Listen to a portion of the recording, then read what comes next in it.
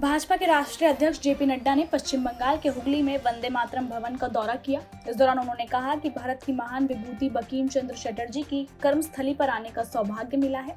उन्होंने अपने जीवन के 5 साल गुजारे और बहुत सी रचनाओं को कार्य रूप दिया।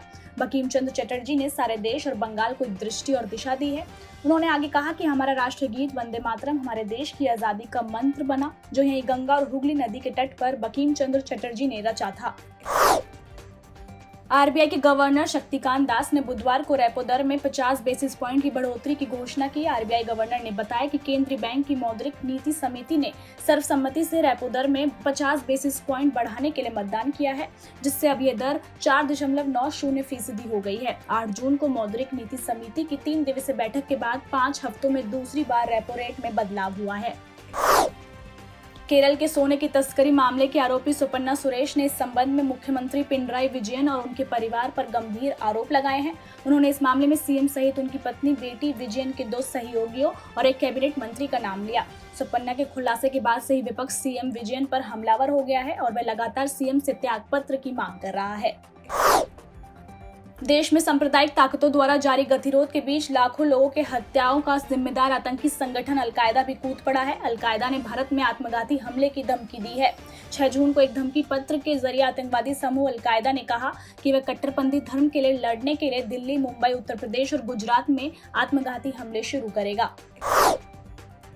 केरल में कट्टरपंथी मुस्लिम संगठन पीएफआई की रैली के दौरान बच्चे के भड़काऊ नारे लगाए जाने वाले मामले में राष्ट्रीय बाल अधिकार संरक्षण आयोग ने अलापुझा के एसपी को तलब किया है। इसके तहत उन्हें आयोग के समक्ष 13 जून को पेश होना है। 21 मई को अलापुझा में पॉपुलर फ्रंट ऑफ इंडिया द्वारा आयोजित गणतंत्र बचाओ रैली के दौरान एक व्यक्ति के कंधे पर बैठे एक लड़के का छोटा सा वीडियो सोशल मीडिया पर वायरल हो गया था, जिसमें वह भड़काऊ नारे लगा रहा था। अपराध और अपराधियों के खिलाफ जीरो टॉलरेंस नीति अपना चुकी योगी सरकार ने बुधवार को बड़ी कार्रवाई की है। योगी सरकार ने बांदा जेल के डिप्टी जेलर वीरेश्वर प्रताप सिंह को निलंबित कर दिया है। वीरेश्वर प्रताप सिंह पर आरोप है कि उन्होंने बांदा जेल में माफिया मुख्तार अंसारी को विशेष सुविधाएं दे रहे थे।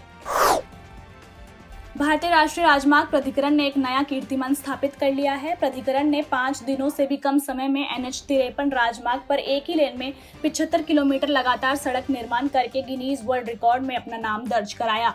यह रिकॉर्ड महाराष्ट्र में अमरावती और अकोला के बीच का मार्ग पर 105 घंटे 33 मिनट के रिकॉर्ड समय में पूरा हुआ। भीषण आर्थिक संकट से गुजर रहे श्रीलंका ने एक बार फिर भारत से सहायता मांगी है। इस बार पड़ोसी देश ने यूरिया खरीदने के लिए भारत से $5.5 करोड़ का ऋण मांगा है।